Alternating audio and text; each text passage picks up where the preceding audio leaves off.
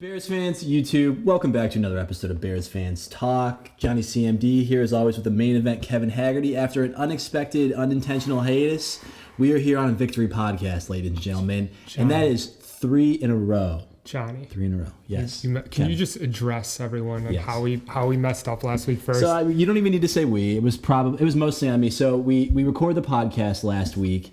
We get done and realize that the video stopped recording at about 37 minutes. And I say, whatever. I guess the last half is I'm just going to have to use like pictures. We can still use the audio. Yep. And then it did this kind of thing where I go into the software I used to record audio.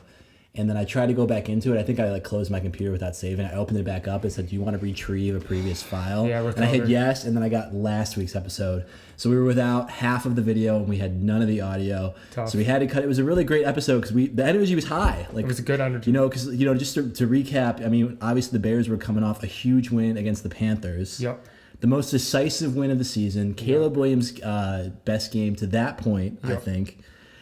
But now we got something even better to talk about. Dude, and you said it, 3 wins in a row. This is something that as Bears fans, we haven't really experienced in a long time. I think the last time 3 wins in a row, maybe 2019. It's been a while. I don't think it's been more recent than 2019. I think it might have even been 2018, the double doink year. Well, coming into the bye, being 4-2 is just, I couldn't be more thrilled, honestly. And the excitement around Chicago right now is never been greater I've ever seen. No. I mean, I was actually walking out of a restaurant on I believe it was Sunday night after the game, and there was this guy who's probably a little bit older than us, talking with a woman who I'm guessing was probably just like a casual acquaintance. Yeah. And I think I walked up and they were like waiting for like their cab or whatever, and he was just like, they were just kind of making out a conversation. I heard her saying something along the lines of just like, yeah, like people are really like into the Bears right now, and like I could tell just she was just like didn't really know anything that was going on. You don't say. Yeah, well, it's fine. And he responded with, yeah, but the NFC North looks really great right now, and she was just like, yeah, just like so not on the level of the conversation, but he was just like he had so much to say about it, but it was good to see. It's fun. It's an exciting time to be a Bears fan. It's an exciting time to have a Bears fans podcast. Yeah. We were just talking about dude. It's like, I mean, first of all, can I do some I think we got to do that. I think we got to. So we've already done the 3, so we'll just jump to the 4. Right, so we got the Titans, we got the Rams, we got the Panthers, and we've got the Jaguars. Let's go. Those are dings. All right, it feels good. It feels great. I was so excited to ring the bell. I think we said last week. I said something along the lines of like, we really need to savor the bell ringing because we never know when we're gonna. Because no bell is guaranteed. No victory is guaranteed, Kevin. I agree. And just starting off with this game, it was honestly first drive to 3 and out, but just like complete domination again. 2 weeks in a row. I think first 2 drives 3 and out, or maybe that was the Panthers. But the same thing kind of happened with the Panthers and the Jaguars. We went down. Yep. The Bears have trailed in every game this year, which is great because it shows adversity. It shows it's good to be in those positions to have. I don't want to say dig yourself out of a hole, but not have it's easy when you have a hot start and you're able not cruise, but you're able to kind of the pressure's off. Yeah, so I mean, I don't think it's like, that's one of the things I want to talk about with the conversation later about where do the Bears stand in terms of actual contenders. I don't really think it shows adversity. It's just kind of like an annoyance where the Bears have not been the team to score first in any of their 6 games so far. That's a true stat. I think they mentioned it in the main broadcast. Really? So yeah, they have not been the first team to score yet this year. And whether or not it's true adversity, but I think the Bears definitely opened up with a 3 and out, maybe 2. Yeah, they didn't put up any points in the first quarter. And the Jaguars dropped a touchdown in that first drive. There were a lot of we were getting pounded. I was just like, God. The same thing with the Panthers. Like it was that moment. Chuba. And then Cole Kmet just big boyed his way into the end zone, and I just needed to see that so bad. We're going to talk a bunch about Cole Kmet, but one thing just kind of open up. I want to talk a little bit about London, that kind of So I've been hearing a couple things. I heard Mike Wilbon on ESPN 1000 kind of talking about the NFL overseas. Sure. And I've heard this take from a lot of people, which I'm not sure I agree with, of just the Europeans don't care about football. That's not true. And they're never gonna. I disagree. I think first of all, your mom actually made a comment too about it. We actually watched the game again this week. You had us over. It's 4 of the 6 games I think we watched together. So it's great. I love it. But people think that first of all, so the NBA has done a great job of expanding the game, especially into China, and they love it over there. And it's much easier to pick up a basketball and shoot it in a hoop, or to play soccer than it is to play football a lot more. So it's harder for the game to expand. So when you think about it, like naturally, Europe is going to be where they go. They also have gone to Australia a lot too. Tory Taylor is actually an Aussie himself. And they haven't played a game in Australia, have they? No, they haven't, but they're expanding into Australia too. Yeah. But the London fans, just Europe in general, they are fans of the game. They show up to the game. And like I was on my way over to your house. I was a little late getting my son in the car. And the thing that was interesting that they were saying was the Bears, they were roaring. Like it was almost like a home game. It was absolutely a home game for the Bears, which is huge. Crazy. Yeah. Like, to me, you would think the Jags would have the home field advantage as much as they played over there. Well, Chicago, I mean, is a city that they probably recognize in Europe a little bit more. You know, the comment my mom made to bring up your point is she's like, I think all these are just Americans who travel to London, which I'm sure there's a contingent. I don't know. I don't know the answer to this question. Yeah. Like, you know, here's a pub in London, which I'm sure would be lit. This would be awesome. I'm gonna put this on my bucket list to go to a game. You know, in London. This dude's definitely not American. No, I can tell. The scarf? Because he got that's like the soccer It is scarf. kind of like a soccer They wear the scarf. soccer scarves. But you know what? I think an American would buy that for the novelty of it. Maybe. So yeah. I don't really know. Here's the thing: is like I don't believe right now that the NFL has a solid footing in Europe. Goodell says he would consider a Super Bowl outside of the United States. I mean, I think that'd be fine. I think a Super Bowl would work. In Europe, would a franchise work? I think that's where all this is where they want to lead to is like having a franchise. I've heard somewhere else. I've heard that they want to put the Jags over there. Like is the idea, and like it would be like half the games are played in America and half the games are played, and but when I mean half, it's like literally split 50-50. So you spend the whole time in the UK or wherever it's at, and then you come over. But the thing what I wanted to share was they were interviewing fans and how they became like fans in London. Yeah, of American football teams, and it just kind of happens to be either the first game they've seen or who was hot. And then someone brought up he was wearing actually a Panthers jersey, and he's like, "Oh, I'm a Panthers fan." He's like, "Oh, that's unfortunate." He's like, well, in 2013, they made it to the Super Bowl, and that was the first game that he watched. Oh, okay. And so now he's a Panthers fan for life. And it's like, talk about an awful franchise to pick up. But for the Bears in general, like, this is the type of time and place, and that kind of performance could create fans. Yeah. So every time, the reason I'm saying this is like every time there's a game there and you have a superstar performance like Caleb Williams did, you can sway a bunch of people to become Bears fans in a whole nother continent, which is amazing. Another thing about London in particular that I didn't really think about, is it just the Jags who play in London? I'm under the impression that it's like... No, there's been other teams, but the Jags historically have played. Yeah, but like this year, is anyone other than Jags? I mean, like... Yeah, 2 weeks ago it was not the Jags. It was two other... It was someone else. So that's what I don't remember who it was, but that's the kind of point that, you know, when I think of like London, you think of just like, oh yeah, they go over there like one week, and then now the Jaguars actually stay.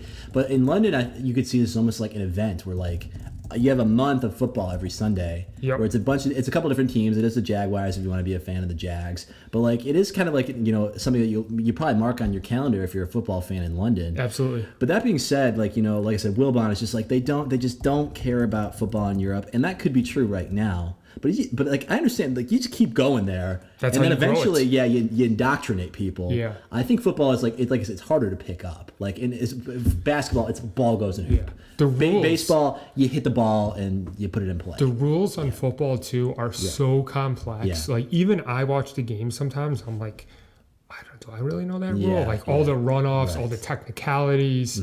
Like it's a complicated game to pick up. It's not like something you pick up and you're like, oh, I get it. It takes years. And, you know, they talked about this in the context of, like, adding an 18th week for, like, what that would do, like an 18th game. Sure. Not 18th week, 18th game.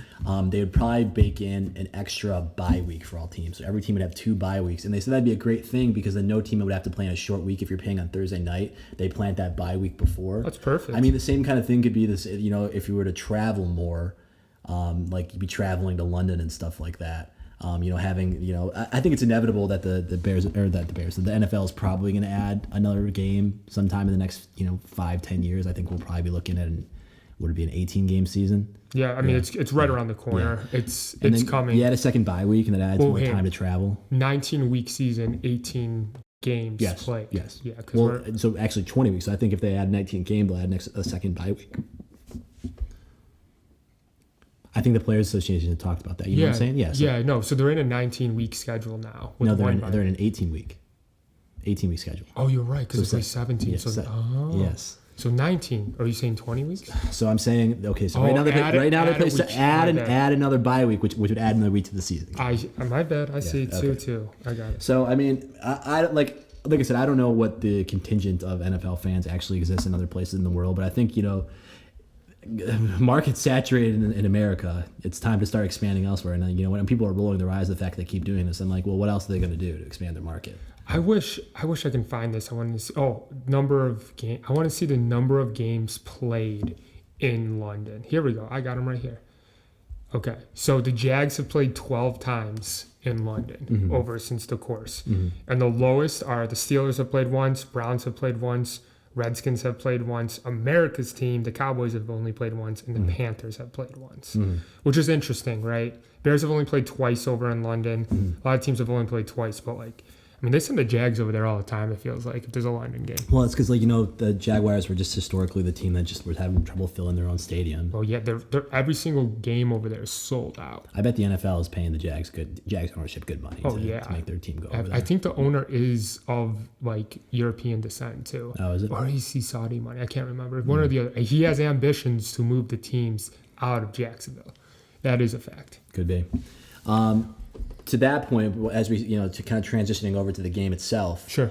And I think we probably talked about this a little bit in the podcast that got lost, is the fact that the Bears flew over on Monday. Jaguars didn't get there till Friday night. And I think when I saw that, I was just like, oh, we're going to hammer them. Sure. Absolutely. The only kind of lingering question I had in my mind is we lost Jaquan Brisker. Yeah. Or Jaquan Brisker. And we also lost Stevenson. Yep. So we were down to big, important names. I mean, that was like, if a loss happens, it's because Trevor Lawrence has his get right game, and they kind of beats up on the defense. It didn't happen. The Bears just looked like the way more prepared team, and I was really pumped to see the way they went about it, because they were an hour and a half outside of London in a training camp style facility. Oh wow. Yeah, so it's they weren't just bopping around downtown London. They were together, and I feel this is a great building block for camaraderie. Sure. The Bears are going in the bye week on a 3-game winning streak. Huge. They feel like they're on top. I'm sure they feel like they're on top of the world and things are clicking. But yeah, that was a big thing for me that I saw. To be fair though, the Jags, Trevor Lawrence didn't play awful. I felt like there were a lot of drops. Yeah.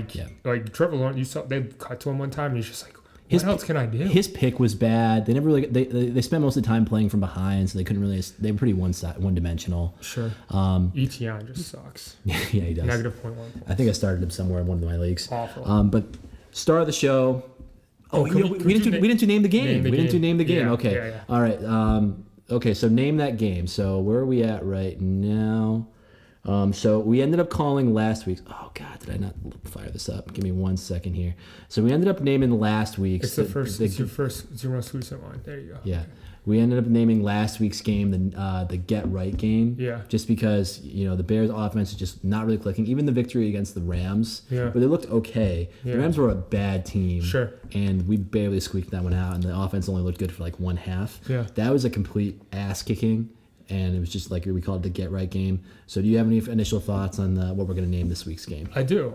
So I'm going to call this, and after Keenan Allen's first touchdown, do you remember the celebration? The Tea Party. The Tea Party. This is the London Tea Party. The London Tea Party. I like it. I was thinking on the London theme as well. I wanted to call this the King Kmet game.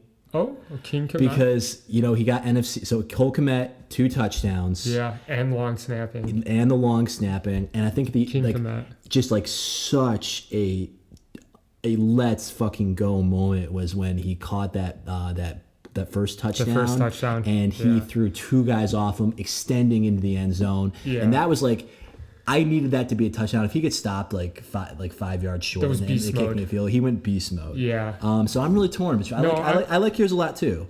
King Kmet though. That's it was definitely his game.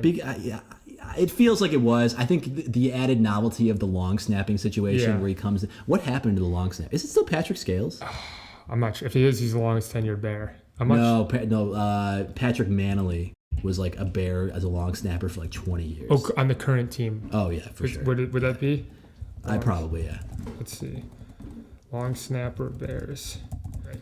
So actually our long snapper is Scott Daly. When did Patrick Scales leave? I'm not sure, but I actually found out something very interesting here. Do you know who the NFC special teams player of the week was? Oh, Cole Kmet. I didn't know he was the special that's why I want to call it Cole Kmet. Wow. The King Kmet game, which seems a little novelty. I think it's just in the context of like, hey, our long. Well, I mean, dude, I think if he didn't catch those 2 touchdowns, which is not special teams related, I don't think they would have given it to him. That's amazing though. Someone like people go to college just on long snapping scholarships. Yeah. Like it's dope, yeah. It's pretty amazing that like he was able to come and say, no, hey, and I did look. He did not do a punt long snap, only extra point. Oh yeah, that's a whole other thing. Dude, I wonder who did because they didn't punt after. Oh really? So Torrey Taylor did have 2 punts. So it said he was called up after the long snapper Scott Daly exited the game late in the first period with a knee injury he sustained while covering a punt. The Bears did not punt again. But still, I mean, I honestly, Cole Kmet, that is a special teams player of the week. That's so cool. I think, I'm happy calling it the Cole Kmet or the King Kmet game. Yeah. Just because we need to give. I just love Cole Kmet, and I think everyone in Chicago should. He's a Hinsdale boy. Arlington Heights. Yes. No, are you sure you're not just saying that because? No, he's Arlington Heights. Arlington Heights. Yes. That doesn't seem right. But yeah, no, I mean he's Notre Dame guy, which I don't personally give 2 shits about Notre Dame, and I think if you're a fan of Notre Dame and you didn't go to Notre Dame, then you should probably get a life. Lake Barrington was where he was born, but he went to high school in Arlington Heights at St. Viator. Good enough. So Arlington Heights. So yeah, I love Cole Kmet. I want to give him his flowers on this one. Yeah, definitely King Kmet game. That's 6 perfect long snaps. He must have done a punt then. No, because they didn't. Well, I guess they did kick 1 regular field goal. Yeah, so it would have been a field goal. Yeah, 5 touchdowns. Yeah, 5 touchdowns and a field goal. Yeah, that makes sense. That's awesome though. Honestly, I love the London theme though too. All about that London theme. Yeah, King Kmet. Nice. Yeah, very good. Very good. We should have gone, man. Yeah. We by the way, at 100 subscribers. Oh, that's right. We didn't even mention that. So we are at 100 subscribers. Don't forget to like, comment, and subscribe. Let's go. And I'm legit about the giveaway. You're gonna get can you see our subscribers list? No. Here's what I want to do. Okay. So I've been saying for a long time. Once we get to 100 subscribers, I'll give away my Anthony Richardson Mosaic rookie card, which, depending on who you ask, is worth somewhere between $5 and $5 million. What a range! So here's what we'll do. If you are a subscriber and you comment on this video, or we'll call it the next video, a prediction of what you think the next Bears game is going to be. So Washington versus the Bears. Yeah. Comment your prediction. Yeah. Closest score gets the card. So we're going to call comments on this video and the next video because the Bears don't play till week from Sunday. Yeah. And winner gets the card. I'll send it to you. Okay. I'll private message you for your address and we'll send it to you. Okay, that's awesome. That's very cool. Do I count in this? No, Kevin. No, Kevin. Excluded if you're an active member of Bears Fans Talk, active stakeholder, or you're an investor like Elevate Coffee. Fair. Okay, fair enough. So here's the thing: we have 9. I don't know how long we're into this. Mm-hmm. So hopefully we'll get some viewers. It's good. We're pretty late. Yeah. We'll open up next video. Okay. Fair enough. But yeah, this video counts too. All right, so another big game for Keenan Allen and Caleb Williams, who both had their respective best games of the season. And I love this pass. He lets go of this ball, and this is pretty standard NFL QB stuff, but he lets go of this ball before Keenan is even looking at him. Puts it in the only place where that's the key. The back shoulder. Defenders got if he goes left shoulder here, that accidentally hits the defender's head. Yep. Defender's not even looking. But the absolute dot. The 2 passes to Cole Kmet were pretty easy passes to make. But both of them, he also had him on a back shoulder fade and for his second touchdown. Just expertly thrown balls. Do you know what I also was really impressed about Caleb too? Is he rushed four times for 56 yards. That is the type of stuff that I want to see, that we want to see out of Caleb. Like making plays in the pocket. Mm-hmm. Like look at this passing chart too. Like so right behind the line of scrimmage, but like all over the place. Like this is great. Like it doesn't get any better than this. Mm-hmm. And like I'm extraordinarily pleased to see this out of Caleb and his development. Like, we were a little, the first, 2 weeks was kind of a little rocky, not going to lie. But, like, since then, it has been steady improvement. And his confidence has to be sky high right now, which is what you need. Which, we've been saying it since the preseason, is that this schedule is really tailor-made for Caleb Williams' development. Because, granted, we're playing a lot of bad defenses. The Jaguars included. No, you should care. They're still NFL teams. They're still NFL teams. That being said, rougher waters are on the way. But at least we have a base to build upon. We're seeing general gradual improvement. And I'm not being a Caleb hater by saying that, we need to temper our expectations a little bit, because games like the Houston game where he gets sacked 7 times and, has an abysmal, 2-figure scoring game, they're probably not done. We might play a great defense this year, and nothing's really coming to mind as a team with a great defense. I mean, except for the Lions. Dude, the Aiden Hutchinson injury, hate to see it. Yeah. Hate to see it. Great players, great all around, but not gonna lie, it's really good for the Bears. Yeah, if we played Aiden Hutchinson, he probably had 6 sacks to his total across those 2 games. Dude, So I'd never root for injuries, and especially a guy like Aiden who's just honestly a great guy for the game, but that was really big for the Bears, because you're right, he would have tormented Caleb. Yeah. And it's really good that he's not playing this year. Right. I hope he recovers, honestly. Yeah. I truly and deeply do. And he absolutely will. My wife actually, before we were recording, said that Aiden on his water jug has a quote in the name of someone from Mott's Children's Hospital, which where my wife worked while we were training. Wow, that's awesome. He has their name written on their water jug, every single week. Yeah, he goes. I saw pictures of him going. Yeah, and I saw that a bunch of the kids in the children's hospital had mugs with Aiden's name, they might get well soon. Yeah, no, he seems like a really great guy. Yeah, he does. And he was Strahan on his on Fox was saying Caleb Aiden, I hope that you break the sack record. Was that Aiden? I thought it was about JJ Watt. No, I think Aiden's was leading the league in sacks, and he broke his leg on a sack. I'm pretty sure that was a sack. I actually saw it live, and they cut to it, and he was holding his hand. I'm like, dude, has a hand injury, Yeah, that's what I thought too, because they were zooming in because they just want to say it's broke. He was they were saying that he said it's broke. Yeah, but he was like this, and I was like, what is wrong? And then I saw the replay on Twitter or on X, and I was like, oh. Yeah, ragdolled. Dude. I mean, I hope he's fine, man. He's good for the game of football. But anyway, so that is to say, Caleb's going to have some rough patches. We're not dealing with a guy who's going to be week in and week out, every single improvement until the point where he's the MVP of the league. I don't see that happening. But this is what I will say though, this stretch of games. First of all, I've been winning some money with this, which is always fun.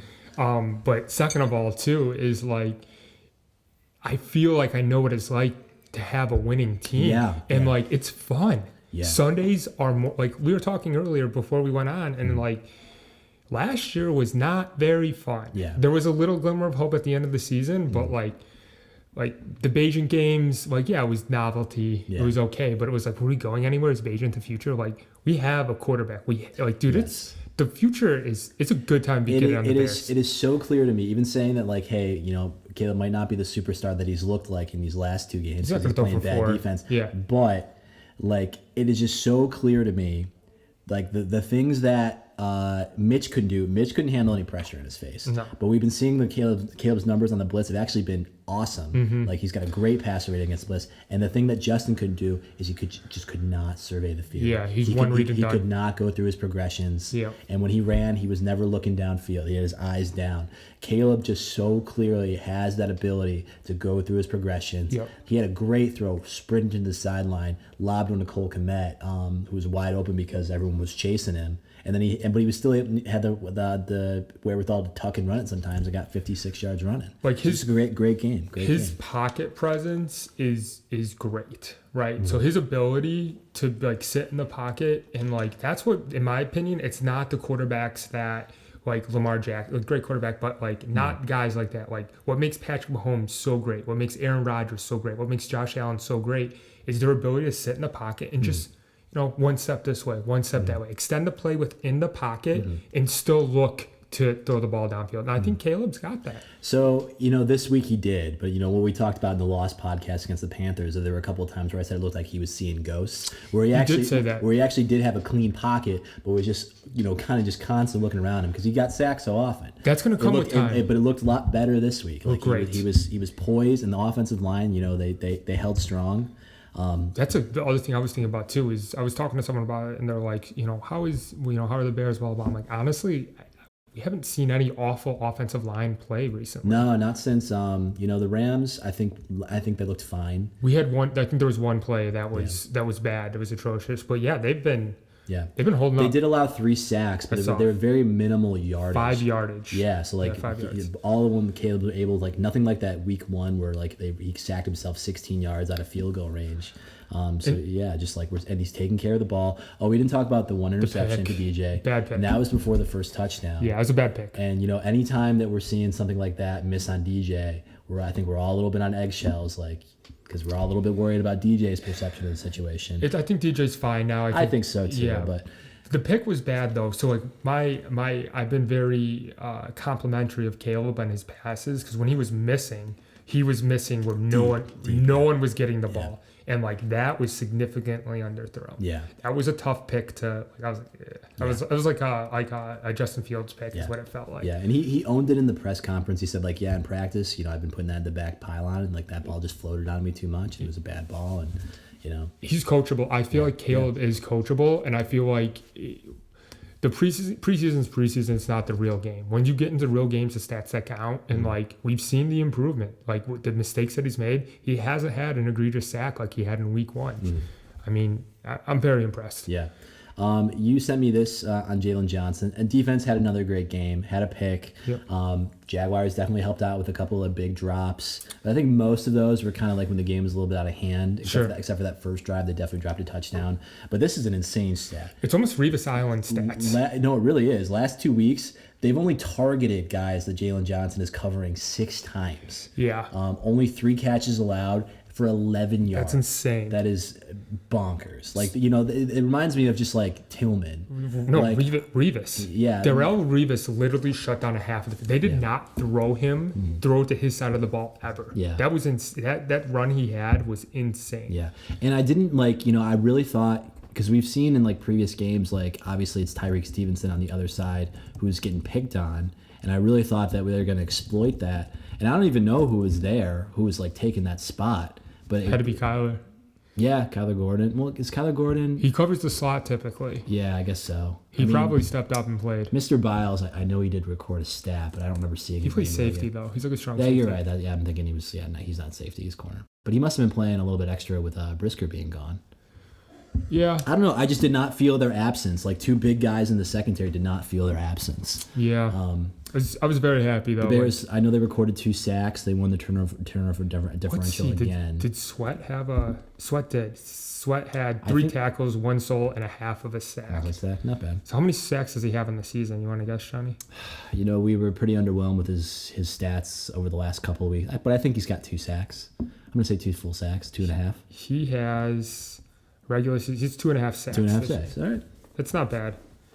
Yeah. But you know what? As long as the defense as a whole is looking good, I'm just gonna chalk it up my mind. It's okay, he's the one getting double coverage because our interior is actually getting some pressure. So he does have two weeks. Week 1, the loss, or not week 1. This isn't not in order. Against the Panthers, he did not record a stat, which we brought up on the Lost podcast. Yeah. Because I went control find and looked for Sweat, and the sweatshirt came up. And then he also did not record a stat against Houston too. And even when I'm looking back at that Houston game, 19-13 loss, the Bears are 5-1 against the spread, by the way, in case you were wondering.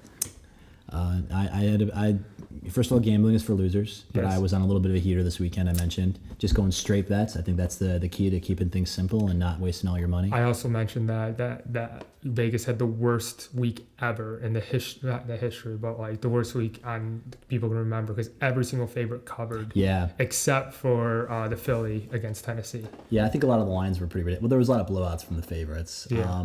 But I guess that's when that stuff like that happens. Is probably the only times they're going to win because I'm a coward. I only like to bet the favorites to cover. Those are the only things that ever feel right to me.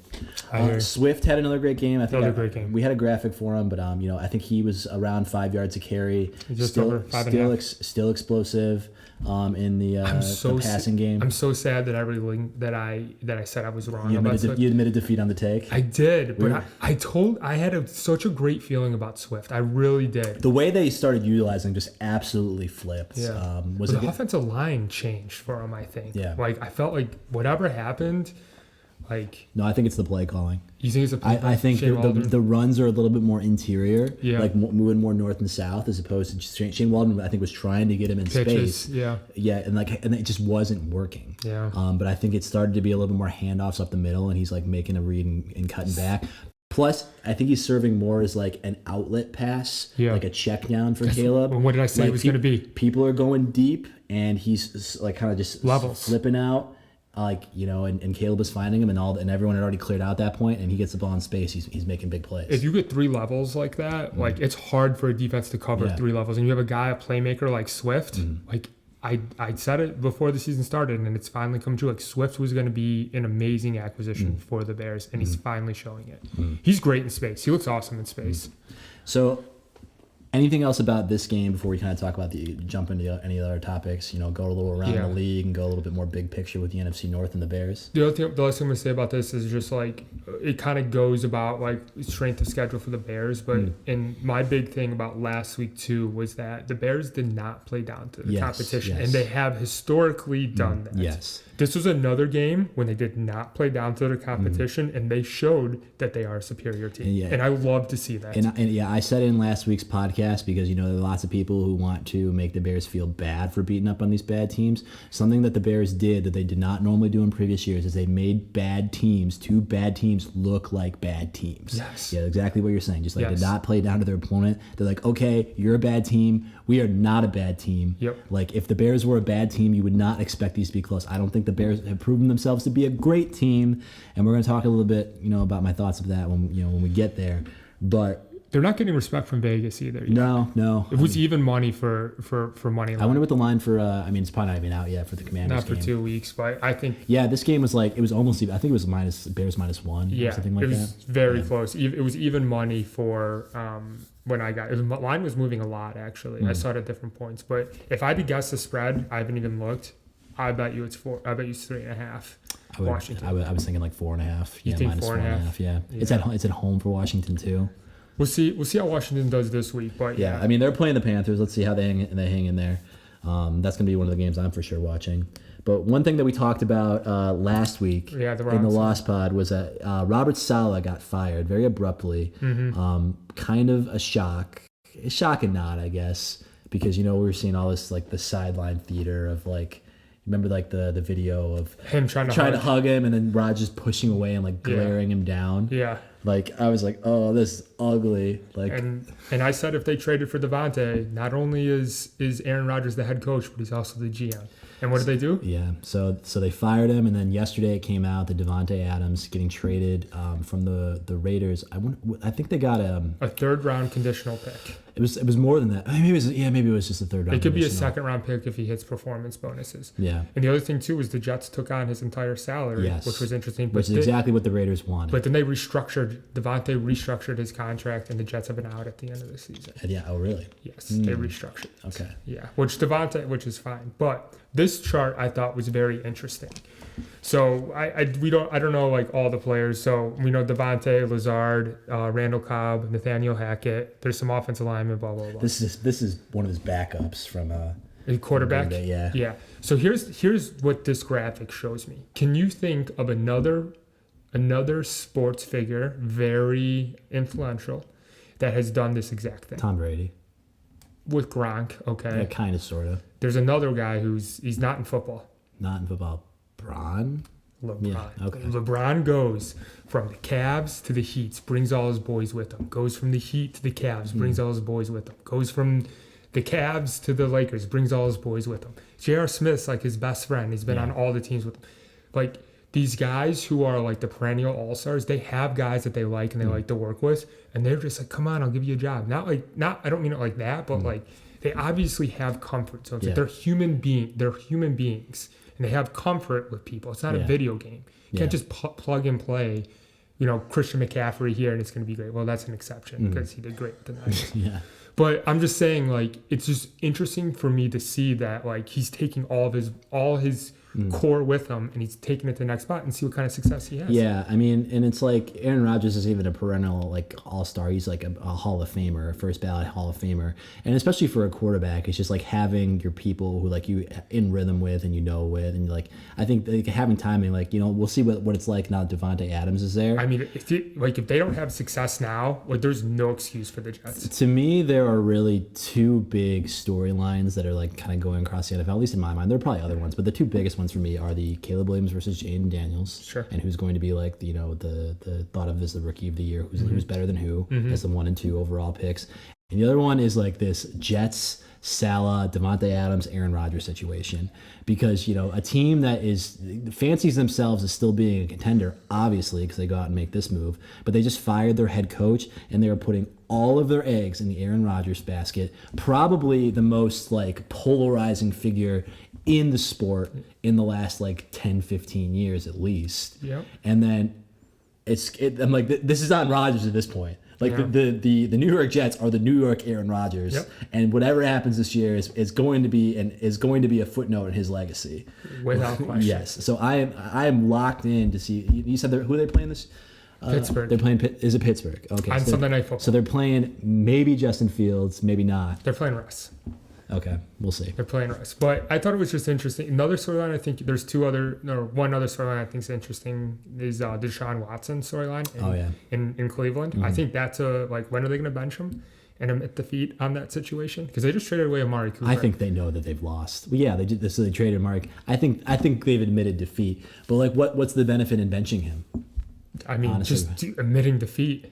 You traded away like 4 first-round picks to the Texans.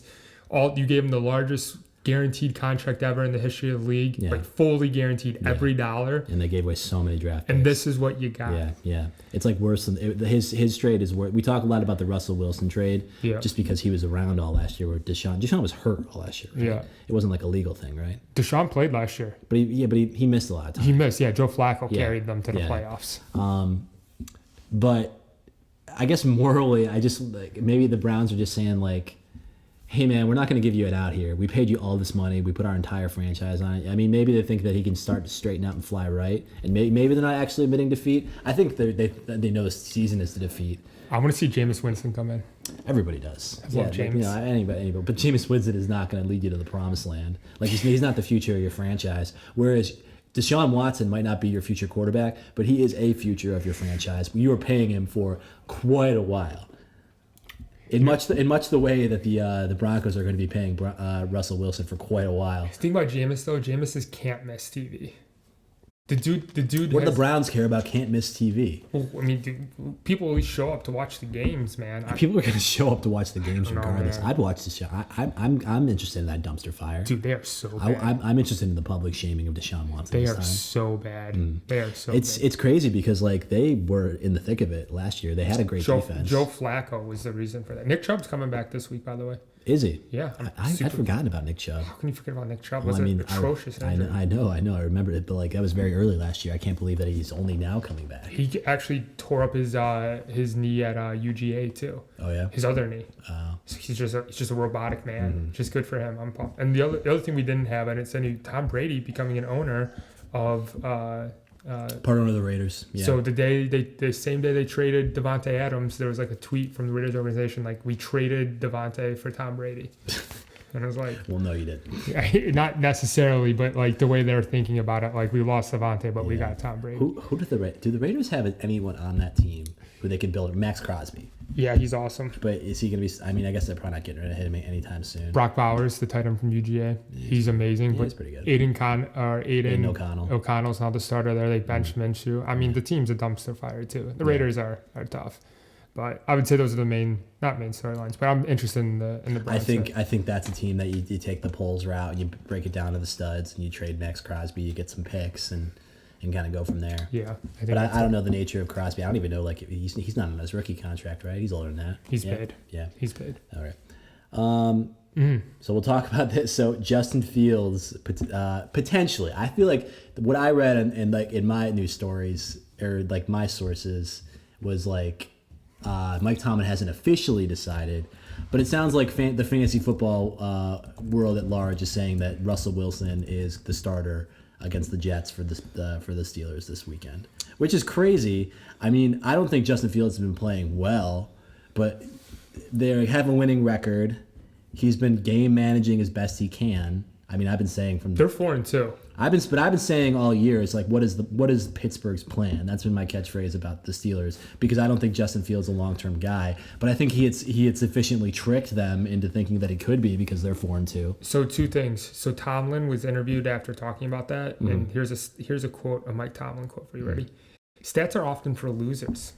It's comfort food when you're taking a loss. Okay. That's what he said. So what do you say about that? Which is meaning like Justin Fields' stats don't mean anything. Yeah, I mean, he doesn't care about stats. I don't think so either. His stats look okay, but I just know from the times I have watched him this season, he still looks like the same guy who's like can't read a defense. Dude. And all the credit in the world to Mike Tomlin, who is just like, yeah, I'm not buying this shit. Like I know you can't read a defense and you're just looking to run. And Justin Fields has all the skills to throw any ball that he's being asked to throw. But he's just not the guy. Like, he's just truly not the guy, which sucks. Because we were so close to having that draft pick get bumped up another couple of rounds. Well, I was going to say, that's the other unfortunate fallout from him not starting, is if we won't get the higher draft pick. I think Russell Wilson is going to go out there and lay an egg. And go back to Fields. And I think... I think we talked about this once before. Also, Mike Tomlin is not going to respond to the fans being like, "We want Justin back out." He doesn't care. Mike Tomlin. I mean, if Mike Tomlin decides that Justin's not the guy and he's willing to bench him at this point, he's not going to bring him back in just because he'll sit there. Yeah, Russ has got to throw 3 interceptions in multiple games before I think he's getting benched, personally. But I think he might. So I still think that the over is on for that 51% snap count for Justin Fields. So they play the Jets, none other than the Jets, on the Sunday Night Football. And I'm going to hammer Jets money line, I think. I think that's a good play. Yeah. I think that's a very good play. I mean, Steelers' defense is pretty good, and the Jets' offense has had the capacity to look very bad. They've also looked better, decent. We'll see. But they just lost. Who did they just lose to? The Jets. They lost on Sunday Night Football to the Bills. Yes. Very close game. Which is a quality loss. But they had multiple missed field goals. Yeah. Just putting it out there.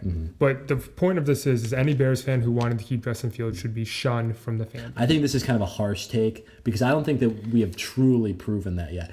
I know we were going to, but if you're a Justin Fields believer... Just shut your mouth. I'm just saying, if you're a Justin Fields believer, I don't think that you've seen enough to like really convince yourself otherwise. I think you will. I think you will.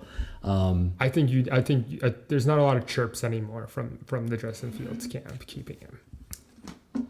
I suppose you're right. I mean, I'm just saying, like, we were move on. We've been on this. We've been tank for Caleb for a long time, and like, it's just great. It's great to see that it's actually working out and it's panning out. There's like, at this point in time, there should be no regrets. No, definitely not. Absolutely not. Justin Fields couldn't lay these kinds of numbers and make these throws. But the regrets that everyone in the Caleb Williams hating camp, is a good transition, is should we have gone with Jaden Daniels? Yeah. And so you watched the game last week? I watched him play for pretty much the first time. I watched a good majority of the Commanders versus Ravens game, expecting to see the Ravens beat up on them. Apparently the Ravens passing, I always associate the Ravens with just having an all-around like stacked defense. Apparently their passing defense isn't great, but Jaden Daniels looked legit. Jaden Daniels always took what the defense gave him, was always on the money with his throws, is a great athlete, good ability to use his legs. And the one indictment I have in that offense, and I think is probably like a positive or compliment to Jaden Daniels, is I just don't think that offense has a lot of playmakers to make him look like a next level quarterback. Scary Terry. I think Scary Terry is like third tier wide receiver. I mean, they didn't have the running back. Brian Thomas. Many men. Oh, the guy who got shot. Yeah. So they were down there starting. Yeah, Brian. It was Brian something. Brian something Jr. Brian Robinson. Brian Robinson Jr. I have Antonio Gibson stuff in my head for some reason. Same. So I mean, they didn't have their starting running back. But you know, he looked legit. I think he is actually for real. I mean, it's a one-score game that lost by 7 points. Yeah. I mean, I watched him at, was it Sunday night or Monday Night Football, and I was like, oh shit. Mm-hmm. Like this is like week 2, I think, like when Caleb was still in the dumps, and I was like, oh no. Yeah. Maybe week 3, and I was like, oh no, did we make a mistake? That being said, it is what I almost see I think Jaden Dams is definitely playing better at this point. And I think Cliff Kingsbury, everyone has been styling an offense that's much more conducive to a college quarterback. Mm-hmm. Jaden Daniels is also older, has gotten a lot more reps under his belt in the college system, so I mean that could be playing a little bit of a role into it. That being said, I don't regret it. Even if Jaden Daniels wins Rookie of the Year, I almost just see Caleb Williams as a son at this point, where it's just well, that's my boy. I love him unconditionally, unless he absolutely flops. If we continue to see this serviceable quarterback week in and week out, I'll be ride or die with this guy forever. Yeah, so he is 23. He's turning 24 in December. He's born in 2000. Yeah. So he must have got redshirted or something. He's a year older, but I mean, here's the other thing I'm going to say about it too. There is no reason why we can't have 2 great quarterbacks come from the same class. Mahomes and Jackson are from the same class. But no, they're not. No, I don't think that's Mahomes true. And Watson were from the same class because that was the same class Mitch was drafted in. Yes, that's what that was, and we missed there. But I don't think that there's a reason why we can't have 2 great quarterbacks from the same class. But they will always be in the same conversation of each other. They are going to be like the Peyton Manning and everyone's going to want to make this into a Peyton Manning and Ryan Leaf type of situation. Well, it's not. We're not. I don't think either one of these guys are Ryan Leaf. I certainly hope not. I don't think it's like that. But yeah, I mean, I don't see why we can't have 2 great quarterbacks from the class. If they have comparable numbers, right? Who do you think gets it? Rookie of the Year. If they have comparable numbers, yeah. Whoever's got the better record. Who's got the better record? Yeah, I think even if, say, Jaden Daniels does have better numbers, if the Bears make the playoffs and the Skins don't, Commanders don't, I think whatever team makes the playoffs should get the Rookie of the Year. I think it would have to. No, I think unless if Jaden's numbers are way better, if we're talking an extra 400 yards, an extra 5 or 6 touchdowns, then I don't think it'll matter. That being said, I think that award comes out a couple of weeks into the playoffs, or maybe even after the playoffs. It comes the week before the Super Bowl. So I think if one wins a playoff game, I think that probably locks it for him. It's gonna be interesting, man. But Malik Neighbors is in the conversation. Marvin Harrison Jr. just laid an egg. He skipped 2 games though. 2 games? Neighbors, from a concussion. Oh, I didn't realize that. But he was tearing it up beforehand. Dude, he's a stud. Yeah, but that's going to be an indictment. Marvin Harrison Jr. The Cardinals look bad. No. I don't think a wide receiver can win on a team that's looking as bad as they do. Well, what do you mean? The Giants are arguably the worst team in the NFL. Yeah, but Neighbors was still getting balls when he was healthy. Dude, he is. Neighbors is legit. Yeah. So it's probably going to be one of those 2. I mean, who knows? Maybe Bo Nix, dark horse does. Maybe Drake May does. No, Drake May's got no chance. But or this Rattler guy in the Saints who's so ugly. From OW or whatever, or OU. So funny story. So he played at OU, and do you know who was the backup for him? Who? Caleb Williams. At Oklahoma. At OU. Okay. And they were all chanting, Caleb. Really? Yeah, then he transferred. Interesting. But then Caleb transferred too, so it doesn't matter. But yeah, so he was Caleb technically was his backup and then got brought in. Right. Fun story, right? Yeah, it is a fun story. It's a full circle. So these quarterbacks, whatever, but I'm super pumped for the game next week. I know it's nice that we kind of have a bye week now, just kind of on a high note. Yeah. So in my post that I kind of apologize on Instagram and YouTube for not having the podcast out, I said that if the Bears beat the Jaguars, that I see them as a lock for the playoffs. And that's kind of alluding as to why. So I mentioned before, Bears on a 3-game winning streak. They just spent a week together as a team in London in basically a training camp facility. Mm-hmm. I think camaraderie is high, and then you go in there and you kick that team in the mouth. I think these guys are loving on each other. Mm-hmm. They get a bye week leading up to, no question, the most important non-divisional game. I still, in my heart of hearts, can't pick the Bears to win this game, but I think it puts them in the best position to do so. The only way that this could be better is if the Commanders had to play a team that's more legit than the Panthers. Like if they had to play the Ravens this week and actually have to like repair, maybe get punched in the mouth a few times, I might say then, hey, it's like a get right game for them too. Yeah, so I think this is going to be unfortunately a get right game, a little bit of a cupcake game. Maybe Jaden Daniels doesn't even need to play 3 quarters. But that being said, the Bears are in the best position they can, even if they don't win this game. Then they've got the Cardinals, who look bad. Hot mess. Look real bad. And then you got the Patriots, who look bad. Maybe Drake May turns them around. Doesn't look like it. So you got these 3 games going into Week 11 at the Packers. Let's say they win 2 of these 3 games, which I really think they should. So then you are 6-3, and then you pretty much need to just win 3 games, maybe 4, to make the playoffs from that home stretch, weeks 11 through 18. The back end of the schedule is so hard though. We go Packers. Packers look very beatable right now. Very beatable. Vikings, Lions, Niners, Vikings, Lions, Seahawks, Packers. So that is a tough. It is a tough schedule, but the thing, the only team that's had our number, like truly in the division, is the Packers, and they're like the most beatable of the bunch. Yeah. As good as the Lions have been in recent years, as good as the Vikings have been in recent years, I don't think they've swept us. They didn't sweep us last year. We will see. So the Vikings are coming off the bye. I'm very curious to see how they perform. This week is the game of the week that we're going to be watching. The noon matchup is going to be the Vikings Detroit, and that is going to be. I'm not saying the winner of that's going to win the division, but the winner of that game is going to be the clear-cut number 1 divisional team. Yes, and the NFC North, clearly far and away the best division in football. I get annoyed when people try to argue that it could be other things. They might be. Like the NFC North is obviously the best division in football. And so one of those 2 teams, the Lions or the Vikings, is going to get a loss. And then the Packers play Houston, which is going to be a tough game, which I'm picking Houston to win. Yeah. So if we can walk out of this week, the Bears on a bye week, and the NFC North goes 1-2, that's a huge bump. Who do you think is going to win the Lions Vikings game? I really think the Lions still. I mean, Aiden Hutchinson is a huge blow. He's literally half of their sacks. I think he's got 7.5 sacks. It's at home for the Vikings, though. Does that change your opinion? No, because I just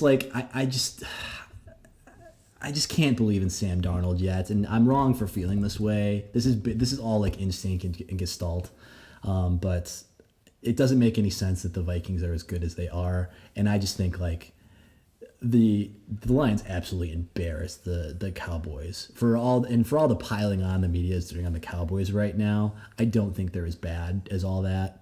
I think, and the Cowboys are still 3-3. Yeah. And we were talking about like, are the Bears for real? And we'll transition to that. You have like the strength of schedule and strength of victory pulled up. So wait, you take the Lions? I'm taking the Lions. I'm taking the Vikings. You taking the Vikings? At home. Who's your favorite?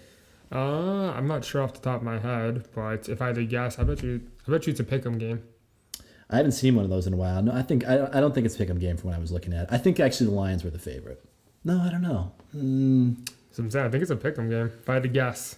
Especially now that Aiden got hurt. Yeah, like I can see it like a 1-point spread.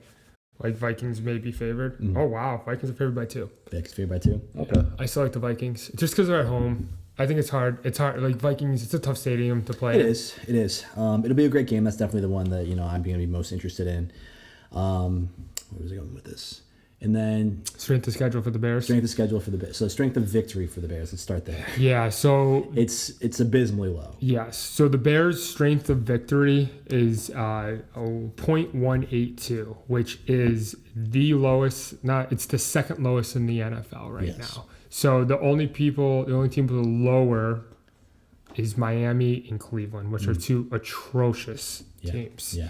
So people wanted to I heard people making the argument like, oh, the Bears haven't really beat anybody, which is true. And then some people were like, well, the Commanders haven't really beaten anybody either, which is kind of true, but they're still much better. So the Bears are like the strength of victory is like 0.18. Yeah. What is it for the Commanders? For the Commanders, it is a little higher. It is at 0.92 or 0.292. 0.292. 292. Okay, yeah. So not great either. Still though, I mean, you can't take anything away from Washington right now. No.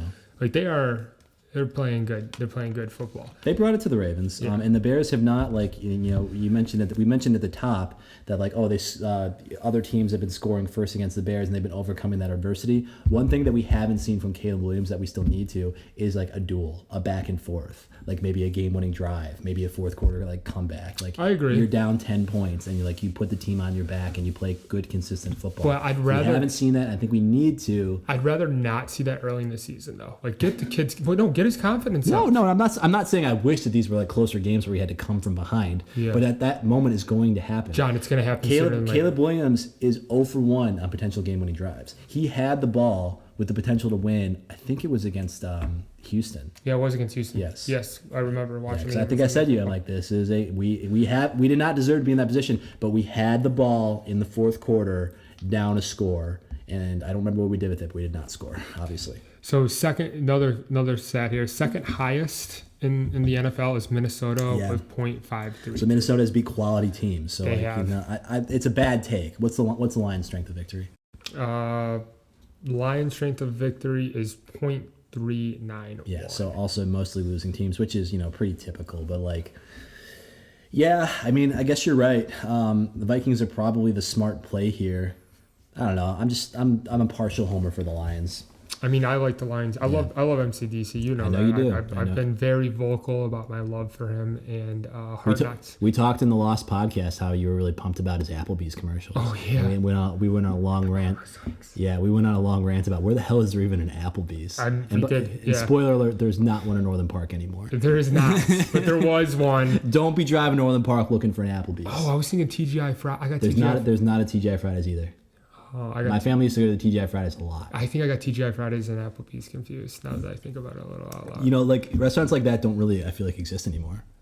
Like the mid-scale. Well, they exist, but like who goes to them? Yeah, mid-scale, because it's like. I love Chili's still.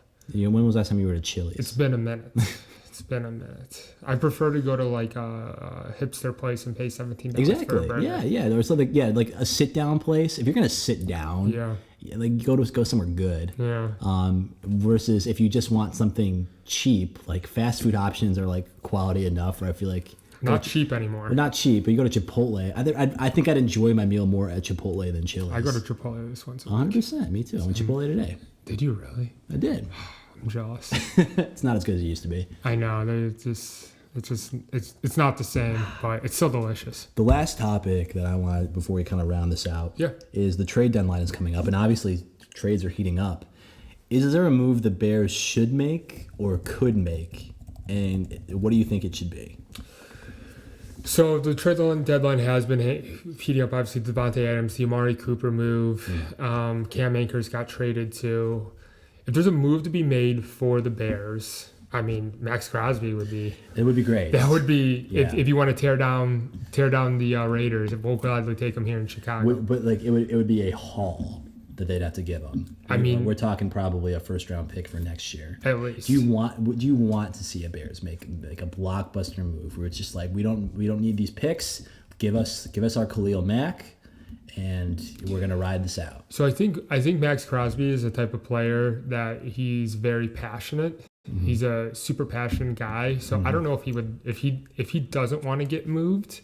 I don't think he's a guy who has to want to get moved. Yeah, probably. Right. So like if you're telling me that Max Crosby wants to come and play for the Chicago Bears and wear the uniform for the next 10 years. What about somebody? Okay, we're not even talking like Max Crosby. We're talking about what the Bears should do. Like Myles Garrett. Like what if Myles Garrett they were trying to move? Myles Garrett's washed. I don't want. You think he's washed? Okay, like whatever. But I'm telling you, if the reason I'm saying all that is it has to be the right situation. What I don't want to do is trade for who's the guy that the New England Patriots traded or the Jets traded for, and he's sitting on the sideline still. Oh yeah. Like that type of situation. Like, of course, there's an extreme on the other end, but I don't want to make a blockbuster move and not have the guy bought in. Like Devontae Adams trade, that makes sense. He's bought into the Jets. Mid-season moves like that, like blockbuster trades, have to make sense, and they have to want to come and play for the Bears. That's why I'm saying that, because I'm willing to give up the picks if it's the right situation. The thing is, I just kind of look at our roster, and like obviously the big thing needs to be addressed is the offensive line, but that's not going to be done through the trade deadline. No. Like it just doesn't happen that way. We've talked about it in multiple weeks, so that's going to have to be done in free agency or through the draft next year. I do think that we probably need another edge rusher. The defensive line has looked better. Like my two big things coming in this line, offensive line, defensive line, I don't think that we addressed enough in the offseason. But we saw some development from like Jervon Dexter and Billings and Taylor, who I think we picked up. I think it was a trade or we picked him up. On the other side, it's been just fine. We've gotten our sacks. It looks pretty good. An edge rusher would be great, but it's not like a huge need. I think the Bears linebacker situation is looking good. Our secondary is tops in the league. Top notch.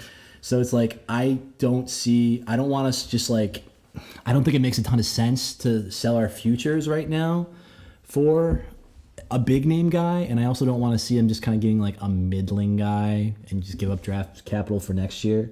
We've still got a 2nd-round pick from Carolina, and we've still got, I think, all of our original draft picks. Yep. So at some point we should probably give up something, but it's got to be the right move. It's got to like make a lot of sense. That's what I'm saying. If the Bears decide to like sit on the sidelines for this trade deadline, I won't be surprised or mad, because at the end of the day, I'm not thinking Super Bowl is on the table this year.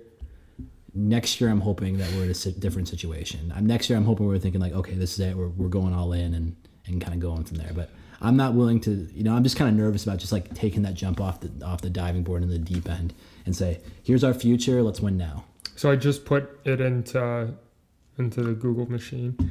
So the questions that are coming up: what will happen to Khalil Herbert? He could get moved. He's kind of been lost in this offense now. It's kind of the Johnsons. It's like Swift and then Johnson's kind of not a distant to, like he gets work, but like he's definitely the second guy. And Herbert's non-existent now. He's probably a special teams guy. But there is here the ESPN 1000. They have a tweet, and guess who's the picture? Max Crosby. I mean, that's the only thing that makes sense to me. That's the only move that like I could see them. He's got to want to come here. But he's got to want to come here. I don't see why he wouldn't. I think, yeah, sure. Like, yeah, I think they know that, and I don't know what his contract situation is right now. But I think if we did that, and we give away 3 years of 1st-round draft picks, which could realistically be what they're asking for, I might just be like, oh.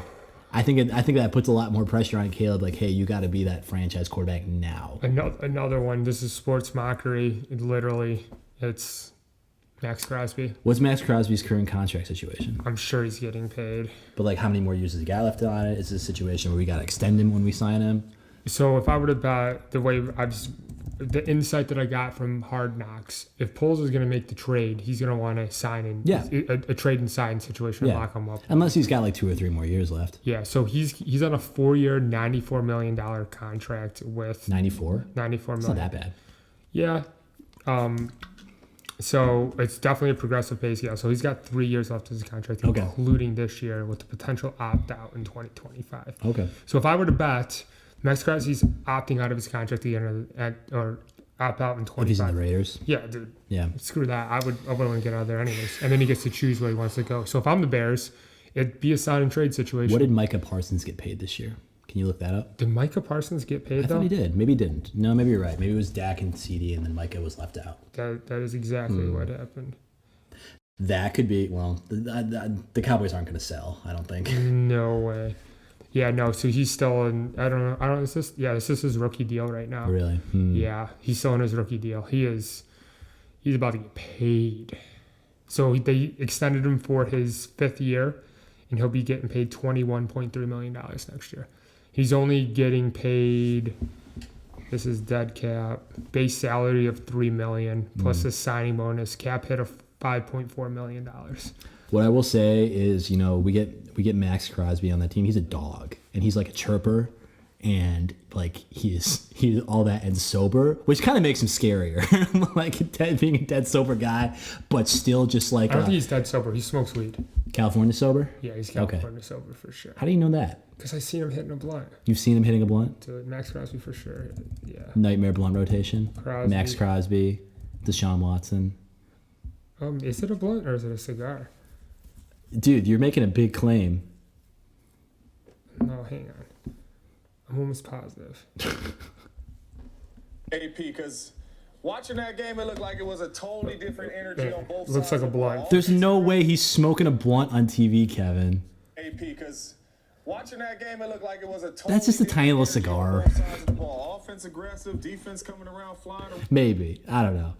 I know you have a lot of experience with blunts, but it looks like a blunt. For the purposes of this podcast, we're going to say that was a cigar, because he's literally getting interviewed. But I was going to say, like, the defense. He's definitely sober though. The defense would be scary. Yes, the defense would be scary. That's what I'm saying. Would make sense. It'd be fun as hell. Though I still don't think the offense is there yet. I think we got to fix the offensive line. But I guess if we got him for a couple more years. So if you sign him, it's going to be a 4-year deal. It's going to be, I guess, a 5-year deal. You can sign him for it because you're going to have to pay Caleb at the end of the 5 years, and you're going to have to pay him handsomely. We're getting ahead of ourselves a little bit there, though. That'll be fun. It'll be something to look forward to. I mean, Poles has been active, and he made this Montez Sweat deal happen about this time last year. He swung and missed for a couple of wide receivers in the past, most notably Chase Claypool, who's a free agent, I believe, in the Canadian Football League right now. He's playing in Canada. He's not playing. He's a free agent. Oh, man. I don't believe he belongs on a team right now. We have 3 weeks until the trade deadline, so we got some time. So I mean, I guess we see, we beat the Commanders. I'd be even more like all in. Let's just go. Let's. We ripped it down to the studs. Let's build it up, see what we're left with, and ride it out this season. Yeah. Because we beat the Commanders. I mean, like I'm still saying right now. 5-2 football team. I'm still saying right now, the Bears are in prime position. I think that we're going to play the NFC North hard. Maybe we have a losing record against the NFC North, but we don't need to have a winning record. No, not if you come in. We need 5, maybe 6 more wins. Two cupcake games left. Mm-hmm.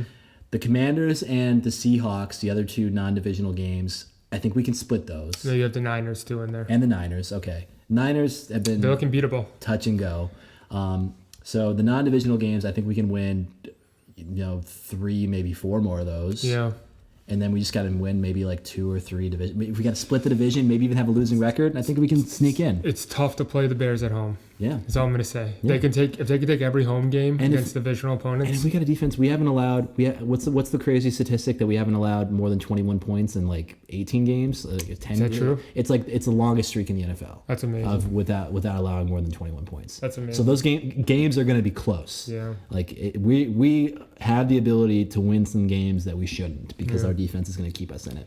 So if I'm probably going to put down a prop sometime in the near future. I've been joking with my wife that before the Jaguars game, I said, if we win this game, we're cashing out our 401k and we're putting on the Bears to make the playoffs, which is hyperbole.